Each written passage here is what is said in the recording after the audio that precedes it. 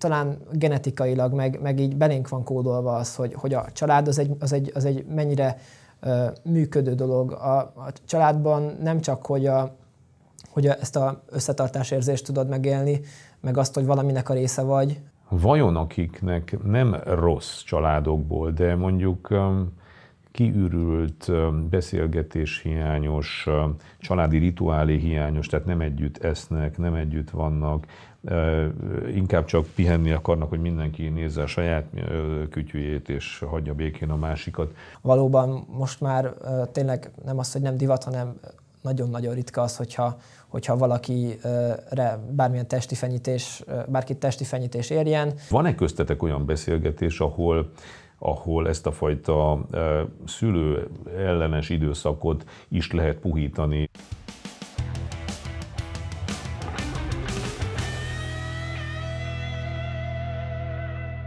Nagy szeretettel köszöntök mindenkit, Bedő Imre vagyok, és ez itt a Tisztító Tűz podcast, ahol keressük az igazságot és az erőt a cselekvéshez. Köszönöm szépen nektek, hogy mi a cselekvés emberei vagyunk, és bizony igaz az a régi mondás, hogy hiába van igazad, ha nincsen erőd, hiába van erőd, ha nincsen igazad, de mindennek az alapja az, hogy tegyük a dolgunkat, és ez a dolog, ez mindenképpen a világ megváltoztatása és a világ jó irányba való változtatásáról szól. De ehhez jó emberek kellenek, ehhez kell értékrendi megerősödés, és bizony kell a nemzedékek közötti összefogás is. A mi szempontunkból minket az a vád ér nagyon sokszor, hogy azért vergődünk, hogy kapcsolódjanak hozzánk az ifjak, mert mi rosszul öregszünk, és nagyon dühít bennünket, hogy megöregettünk, és irigyeljük a fiatalokat, és mindenképpen a mi saját gátlásainkat örökíteni akarjuk, hogy az ő életük is legyen olyan szörnyű, mint a miénk. Ezt igazán, ezt a kontextust nagyon-nagyon sokféleképpen látom, írják, kommentelik, hallom máshonnan. Föl sem merül az, hogy például, ha már végig szívtuk az életünket, és rengeteget tévedtünk, és rengeteget vergődtünk, és kínlottunk, akkor egyrészt a példánkon keresztül tudunk valamit átadni, másrészt a rossz tulajdonságainkon keresztül tudunk átadni, hogy azt ne úgy csináljátok. Harmadrészt meg azon, amit átdesztilláltunk magunkon, és amire rájöttünk. Ha azt oda tudjuk adni, ez egy gyorsító pálya nekik, tiszta szívből akarjuk. Ezek ma már valahogy nem merülnek föl, és ezért dolgozunk itt is azon, hogy beszélgessünk egymással, és ezt a nemzedéki generációs összefogást ebből a szétszakítottságból hozzuk ismét össze. És nagyon szépen köszönöm Okovács Benedeknek, hogy ismét itt van, és újra egy másik témába vághatunk, mert nagyon érdekes ezeket így megbeszélni, és újra meg újra rájövünk, hogy nem vagyunk olyan távol, legalábbis mi ketten egészen biztosan nem vagyunk olyan távol. Nyilván olyan családból, olyan buborékból, és ezért talán mások is, tehát a te generációd is akar majd inkább hozzád hasonlítani, ha nem is akar hozzád, mert egy öreg emberhez hasonlítani mondjuk nem vagyok annyira öreg, ez van. Szóval köszönöm, hogy itt vagy. Ma a múltkor beszéltél, említetted ezt, és akkor akartam, de rájöttem, hogy ennek jobb egy külön ilyen kis adást szentelni, hogy a te generációnak is vannak tervei, és a céljai. És ez nem annyira látszik kívülről, hogy lenne. Azon túlmenően, hogy nagyon gyorsan, nagyon jól akarok élni, egyfajta követelés van a lakást, a nyaralást, az autót, a minőségi fesztivál fogyasztást illetően, és ezért az, hogy mi így látjuk, vagy hogy tehát, hogy nagyon fontos szétválasztani, hogy tényleg van-e gondolkodás, vagy beszélgetés a cél, milyen célok tudnak megfogalmazódni. Mondjuk ez a 18-20 éves korban, mert ez neked viszonylag friss, ugye 20 évesen ez egy friss időszak, hogy mint cél. És ahhoz ugye nyilván, vagy máskülönben ettől függetlenül is egy terv, hogy tényleg vannak célok. Ezek a célok nem csak ilyen pénz absztrakciók, vagy hírnév absztrakciók, hanem hogy mi jobban meg akarjuk ezt érteni. Tehát kívülről ez látszik valahogy, hogy belülről a te baráti köröd és a többieket hogyan látjátok. Igen, a cél az, és köszönöm, hogy harmadjára is itt lettek, remélem, hogy még nézők is vannak itt, tehát hogy majd lesz a Férfiak Klubja YouTube csatornáján, lehet látni a 3 részt, ahol esik a nézettség. Ahol felpörög. Jó, hát majd meglátjuk. Igen, a cél az azért jobb, mint az ilyen elvont terv, meg sőt nem is terv, hanem tényleg ezek az absztrakt ilyen álmok, mert hát a cél az valamennyire számon is lehet kérni. Tehát, hogy most akkor teljesült, vagy nem teljesült, vagy hogy mi kell ahhoz, hogy ez teljesüljön. És akkor a már korábban megszokott felosztás alapján, hogyha úgy gondolok ebbe a kérdésbe bele, ismételten hangsúlyozva, hogy ez tényleg csak a saját meglátásom, és valószínűleg az lenne a legjobb, hogyha le tudnál ülni mindenkivel a generációnkból, és akkor ezután össze tudnád olvasztani azt, amit hallasz. Személyesen célnak én azt tekintem, ami így, ahogyan az életemet el tudom képzelni, ami egyrészt, ami már szóba jött a korábbi adásnál is, az a boldogságra való törekvés, ami szintén nem olyan konkrét, tehát hogy a maga ilyen kettőségében egyszerre nagyon konkrét is, meg nagyon nem konkrét, mert most a boldogságot annyiféleképpen tudjuk interpretálni, ahányan gondolkodunk róla, és a boldogságról tényleg szélsőségesen eltérnek a vélemények, de közben meg nagyon konkrét is, mert a boldogságért minden egyes döntésünkkel tudunk tenni, és azt, hogyha ezt én elhatározom, és én próbálok ez szerint döntéseket hozni, akkor azt abban meg tudom látni azt, hogy most akkor a boldogságért döntöttem, vagy a boldogság mellett döntöttem, egy boldog élet reményében, vagy az, ami esetleg mindezt hátráltatja. Mi lehet ez a boldogság?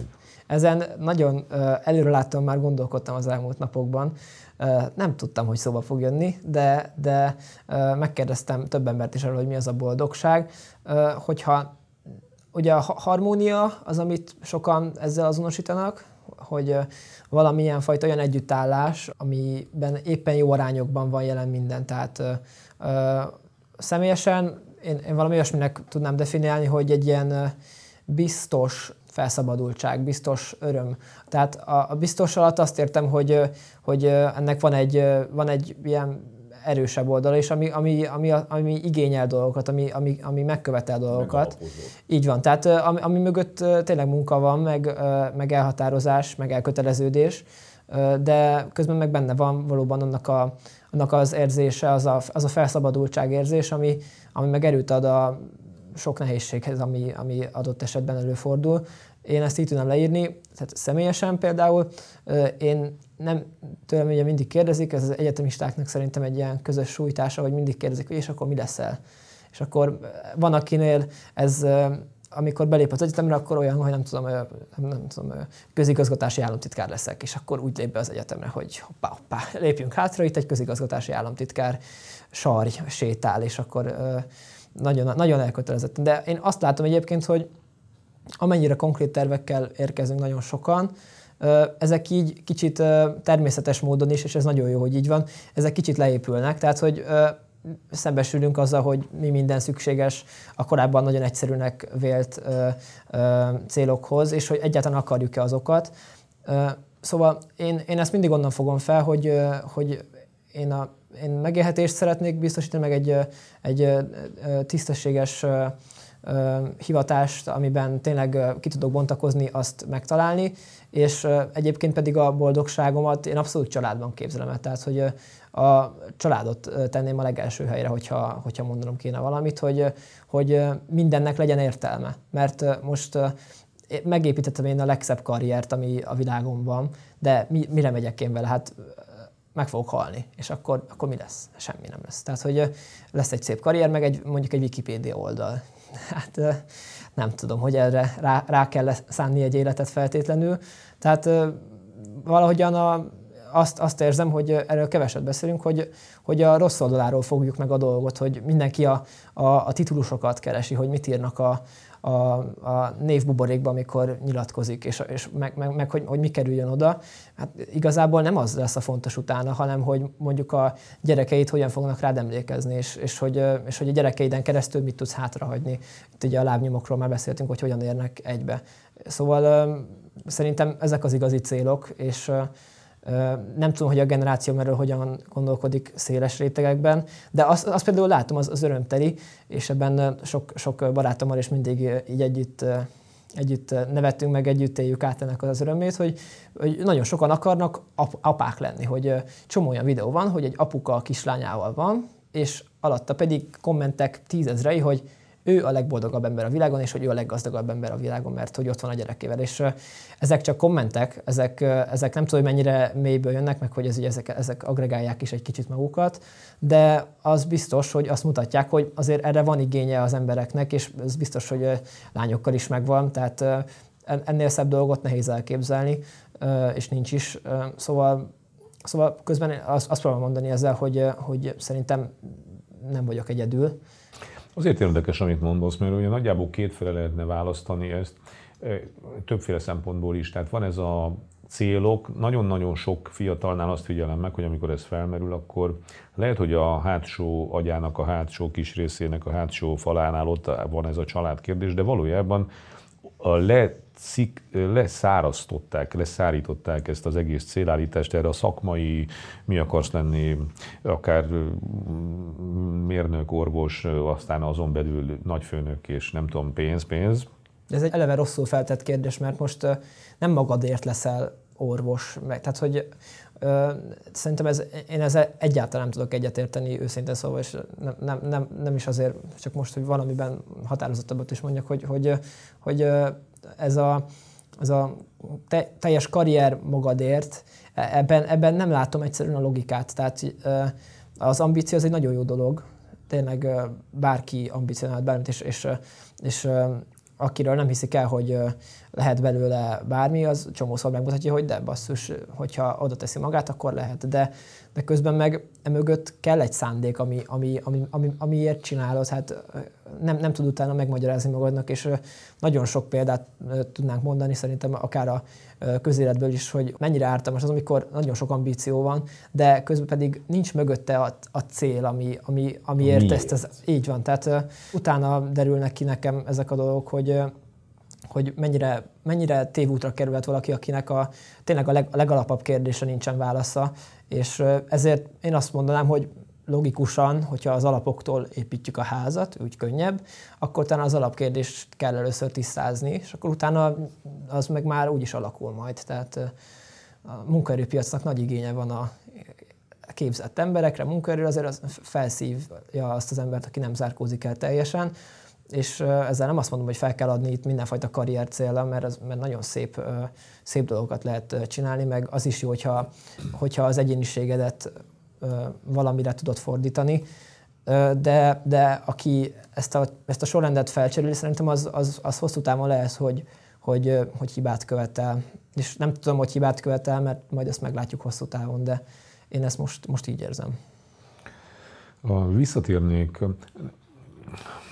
nagyon összecseng, amit az egész csatornán én magam is szoktam mondani, és ennek külön örülök, de azért térnék el egy kicsit, és inkább már a te buborékod való kilépést igényelném ebben, hogy vajon azok az emberek, akik, múltkor volt már erről szó, hogy nem a rossz családoknak a gyerekei csúsznak meg, térnek le, szedik szét őket a saját aggodalmaik, és nem tudnak kibekapaszkodni, mert lehet, hogy nem is tudják.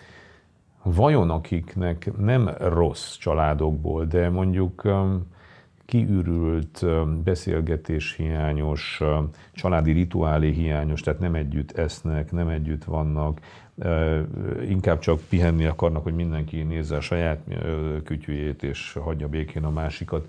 Családokban megszülethet-e ez a bizonyos miért? Vagy enélkül, vagy hogyan látod te a többieket, hogy arányaiban hol felmerül-e ez a család?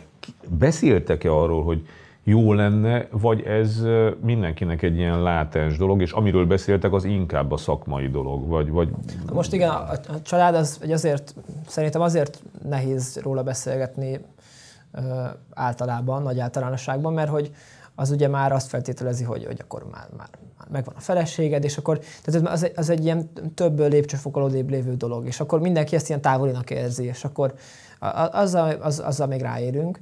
Tehát ugye igazából pont ez a lényeg, hogy annyira nem érünk rá. Tehát, hogy ez is Pap Miklóstól kölcsönzött gondolat, de hogy nagyon elnyúlik sokszor az az életszakasz, amikor így mindenki így él bele a világba, és akkor az idejét vesztegeti igazából, és nem ezzel ismételten nem az, hogy el kell sietni a döntéseket, hanem csak kell hozzá bátorság, hogy ezt meg is lehet hozni, és ezért van talán az, hogy a családról így, mint a család, erről kevesebb szó esik. De közben meg szerintem nagyon sok embernek van igénye arra, hogy családban éljen.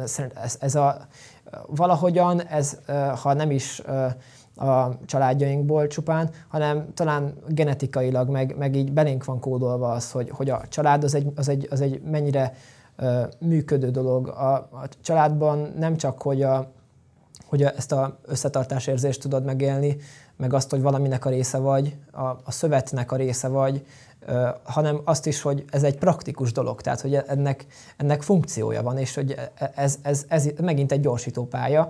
És egyébként arra válaszol pedig, hogyha a családban ezt nem tudod megélni, akkor van-e más mód? Hogyne? Hát beszélgetni azokkal, akik ezt megélték, és egyébként szerintem egy rossz példa adott esetben az ugyanolyan jó tud lenni, mint egy jó példa, mert hát ugye az inverzét kell, akkor az inverzére fogsz törekedni, mint annak, amit megéltél. Szóval azt mondanám, hogy szerintem nincsen reménytelen helyzet ilyen szempontból, és hogyha nem is a családtól kapod meg közvetlenül, ami, ahogyan említetted, ez is egy gyorsító pálya valószínűleg, akkor ezt fel lehet lelni. De ehhez is beszélgetni kell, és szóba állni egymással, ami meg hát már korábban megbeszéltek folytán azért lehet, hogy sokszor nehézkes. Pont ezt akarok kérdezni, hogy a te rálátásodban voltak ilyen összekapaszkodások, ahol mondjuk más gyerekek panaszkodtak. Nyilván van ez a bizonyos tínédzserkornak az a szakasza, amikor tényleg a szülők azért elviselhetetlenek, és akkor azt is meg lehetett ezt így beszélni? Vagy van-e köztetek olyan beszélgetés, ahol ezt a fajta szülő ellenes időszakot is lehet puhítani szempontokkal, vagy akkor mindenki olyan és kész, vagy ez nem merül föl, hanem trendi, azt mondani, és összes többi dologról van szó. De hogy működik ez abban az időszakban, amikor azért úgy össze kellene kapaszkodni, de mégis van mert ez egy természetes dolog, hogy le akar szakadni a gyerek a szülőről, és ezért mindig a saját autoritását, a saját önállóságát mindent korlátnak él meg, amit szörnyű dolog. Aztán már a 20 éves korra azért már sok minden beérik, és elkezd másképp, meg lenyugszik ez a dolog, de te most vagy ezen túl. Tehát, hogy ez az időszak hogy működik? Ebből a szempontból, mert ez nagyon fontos, a későbbi cél, illetve a célokhoz vezető miért. Miért a nagy motor? Van miért, akkor mindenen átmegyek, akkor mindig fölkelek, átmegyek a problémákon, fölállok, ha elesek, ha van miért. Ha nincs miért, akkor minden elesés után nem tudom, hogy föl kéne állni, mondják. De miért? Hát, szokták mondani, hogy a generációváltás az tulajdonképpen egy hatalomváltás, vagy hatalomátvétel. Ugye ez benne van ez a hatalmi szempont is benne, hiszen valóban azért mindenki törekszik a függetlenségének a megszerzésére, hogy ez is egy milyen népszerű szó. És közben meg ezt lehet jól is, meg rosszul is megfogalmazni, és ennek a megfogalmazásnak a tanulása zajlik tulajdonképpen, hogy lehetek úgy is én független, meg szuverén, hogy közben a jó gyakorlatokat, azokat átveszem, meg szintetizálom, és abból összeáll egy egység, egy szerves egység.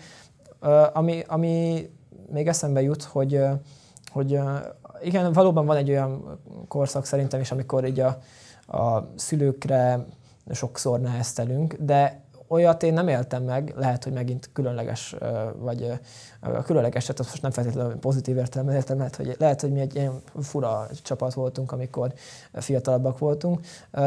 Nekünk sosem volt egy ilyen, nem tudom, egy ilyen koalíciónk a szülők ellen, hogy így van, tehát hogy sose volt ez a elképesztő, hogy mondtam, a lövészárkokba behelyezkedtünk, és akkor nem tudom, ezek a romantikus történeteket itt már lehetne folytatni. Szóval ilyen igazából nem volt. Szerintem ebben annak is szerepe van, hogy a nevelésnek az eszközei azok hogyan változtak, tehát valóban most már tényleg nem az, hogy nem divat, hanem nagyon-nagyon ritka az, hogyha valakire bármilyen bárkit testi fenyítés érjen, és akkor itt még nem tudom, a kis pofon, meg bármi, az is már, tehát ilyen teljesen ritka. Úgyhogy az ilyen fizikai, nem tudom, ellentét, az szerintem sosem éleződött ki ennyire, úgyhogy ilyet nem is tudok mondani. Simán lehet, hogy valahol van, de én inkább azt ilyen elhidegülésnek érzem a legtöbbször, ami egyébként szerintem sokkal rosszabb, mert amikor haragba vagy valakivel, akkor kapcsolatban vagy valakivel. Tehát, hogy lehetséges, hogy most éppen vihar van, de abból valami kijöhet, és ez a teljes ilyen elvágólagosság, ez megint az, hogy feladom ezt az egészet, mert hogy most nehéznek tűnik, és akkor utána pedig hagyom az egészet, hogy hát ebben nem is érdemes, ebből most csupa kellemetlenség lenne, és a végén ez szerintem sokkal rosszabb ez az elkerülő megoldás, mint hogyha ott egyszer kifutna, nem tudom, a két homlok egyenes álláspont, és akkor valaki lenne okosabb, és akkor engedne, vagy akár nem. Tehát, hogy vagy lenyomják a torkodon azt, amit a szüleid gondolnak, azzal nem értesz egyet, és ez egy valóban nem régi felismerésem, de hogy azért a anyukámnak, a nőknek általában valahogyan nagyon sokszor van igazuk, és az erre való rádöbbenés az elképesztő. Tehát, hogy oké, hogy nem értek vele egyet akkor, de simán lehet, hogy ez meg fog változni. És ehhez tényleg lehet, hogy kell a kor, de ezt már tényleg úgy mondom, mint egy 80 éves ilyen természettudós. Úgyhogy hát 20 évesen valóban ez még folyamatban van. Le vagyok kordonozva, mint egy ilyen munkaterület, gondolom, de azt hiszem, életünk végig le vagyunk kordonozva, és munkaterület vagyunk, szóval nem tudod azt mondani te se, hogy te már itt készen ülsz. Igen, ne reménykedj, ez így van, és vannak nehezebb szakaszok, könnyebb egy kicsit kipihenni, utána megint neki feszül, de ez az életnek a rendje, és a nehezebb szakaszoknak van igazán nagy gyümölcse. A könnyebb szakaszokat becsülni kell, hogy akkor ki kell pihenni, mert mindig jön egy nehezebb. Derűre borul, borúra derül, tehát ez magától értetődő, és akkor nem bánod, tehát ezt tudod előre, akkor ez nem egy különlegesség, hanem ez így van. Még annyiban csatlakoznék, bocsánat, hogy kérdezted, hogy lehet, hogy még ezt a korábbi alkalommal beszélgettük, hogy az egyedüllét, és hogy mi az, ami esetleg ebben reményt adhat. Hát igazából nem nagy a megoldás itt sem, tehát nem kell feltalálni valami új dolgot, hiszen pont az ad egy nyugalmat, egy biztonságot, hogy itt vannak minták, amik nem véletlenül vannak úgy, ahogy. Tehát ahogyan említesz, hogy vannak nehezebb, meg vannak könnyebb időszakok, a könnyebben kipihened, hogy milyen volt a nehéz, és felkészülsz a nehézre, és akkor a nehézben pedig oda teszed magadat. És a család is egy ilyen, meg ez az egész az idősebbekkel való beszélgetés, abból tényleg azt tudom leszűrni, hogy ez igazából egy nagyon nagy segítő háló, amin aztán egyénileg is lehet változtatgatni, mert hát mindenkinek van rá hatása, de közben meg maga a keret az nem véletlenül van úgy, ahogy, mert egyébként meg miért lenne bármifajta felhasználhatósággal ellentétes dolog, ami így van már évezredek óta. Hát ennek nem lenne semmi értelme. Hogyha józan ésszel belegondolunk, akkor itt is arra jutunk, hogy a dolgok azok azért mégsem véletlenül vannak úgy, ahogy, és nagyon sok megkérdőjelezés után van még mindig itt a család, mint intézmény, és biztos vagyok, hogy minden generáció gondolkodott rajta, mindenki challenge-elte, mindenki kihívta, hogy nem, ez nem fog működni, és aztán rendre mindig az jött ki, hogy ennek valami értelme csak van, és hogy ez így a legjobb talán. Illetve nem is jött létre más konstrukció, ami működne. Igen. Vannak most más konstrukciók, de nem működik. Ezt ki kell mondani, hogy azok nem működő konstrukciók, illetve működőnek látszanak, de közép-hosszú távon az azt jelenti, hogy 1-2-3 nemzedékre előre beláthatatlan következményei vannak minden kutatás és minden kulturális józanész által diktált okokozati összefüggés értés alapján is. Tehát még egy felé elvinném ezt a cél, miért terv kérdést a ti generációtokban, hogy van ez a személyes boldogulás. Igaz, hogy mi a 90-es évek elején voltunk ilyen fiatalok, és tele voltunk mindenféle vággyal, hogy az egész világot is megváltoztassuk. hogy most kívülről úgy látszik, mintha nektek azt üzenné a világ legkülönbözőbb jelzőrendszereken, amik tudatalatti ilyen-olyan cikkek, jelzések, újságcikkek, az öregeknek a pozíció, hogy mondjam, foglalása is, hogy azért nektek olyan nagy focipályátok nincsen a világváltoztatását, azt a nagyok csinálgatják, és nekünk azért volt egy ilyen, hogy mi a helyzet ebben a dologban, hogy van-e egyfajta társadalom. Tehát én szándékosan nem a politikára gondolom, az túl könnyű. Politikára fröcsögni az könnyű. De van ilyen érintettség, de inkább az, hogy egy másfajta társadalomba akarok élni, egy másfajta üzleti világba, egy másfajta gazdaságba, van-e ilyen gondolkodás?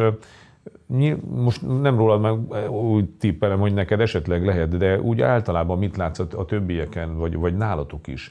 Mert nálunk ez egy állandó égő álom volt, és azért, tehát nem egy politikai ellenállás volt, amikor egy zenekar föltett egy számot, és akkor hőbörögtünk, hanem az egész világ, hogy majd mi jobban fogjuk csinálni, de ez volt egy realitásérzékünk, hogy mi talán tényleg benne leszünk, hogy mi jobban fogjuk csinálni, hogy ez nektek egy rendelkezésre álló lehetőség, vagy a nagyok által lezsírozott rendszeren belül egy saját lehetőségre fókuszáltok? Igen, több dolgot is tudok itt mondani.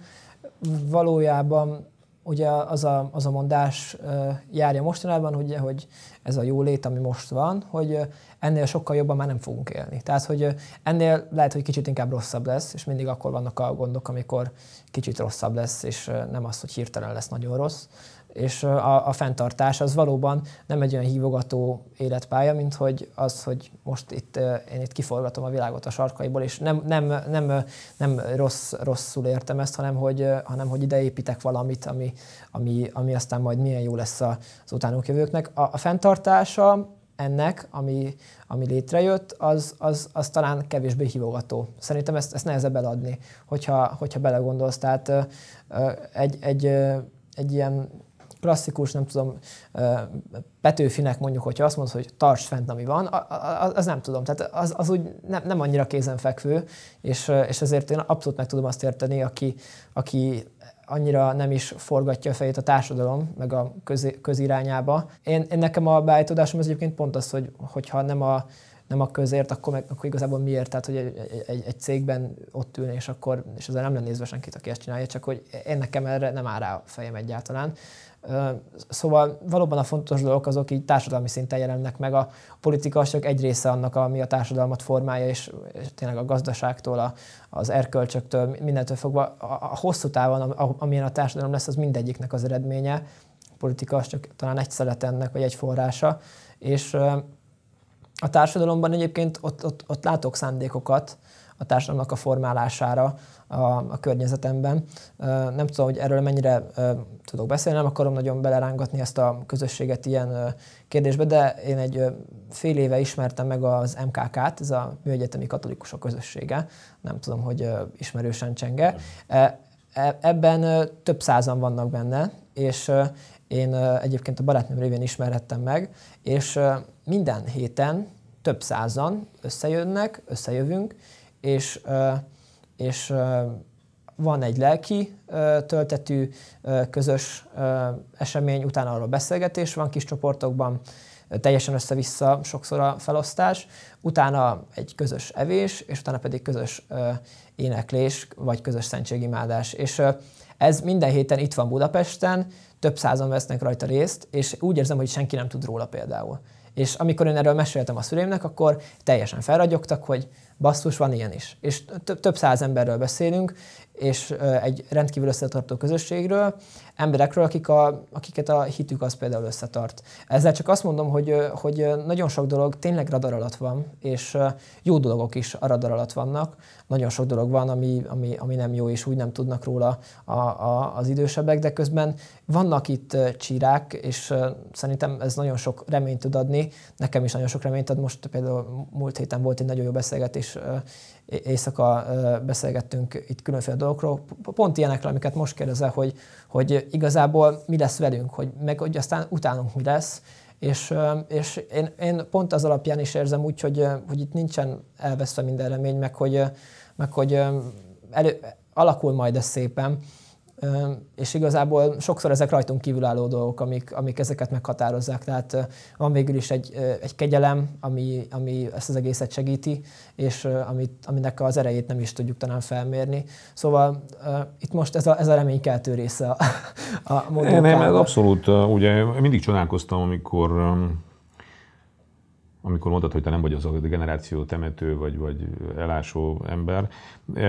Én nagyon sokszor teszek fel olyan tartalmat, amiben részletes indoklását adom, hogy mi minden kelt aggodalmat a legkülönbözőbb felmérések alapján, amit a HR-esek és a cégvezetők és a nagy kutatások mondanak, vagy akár másfajta ugye, terhelhetőségi problémák, amik fölmerülnek, amik aggodalomra adnak okot, de ettől még nem kell. Egy dolog biztos, egyrészt én is optimistább vagyok sokkal, amióta veled beszélek, másrészt örülök az ilyen kezdeményezéseknek, vagy az ilyen folyamatban levő dolgoknak, mint ez a katolikus közösség, és hogy tényleg ez egy nagyon reménykeltő dolog.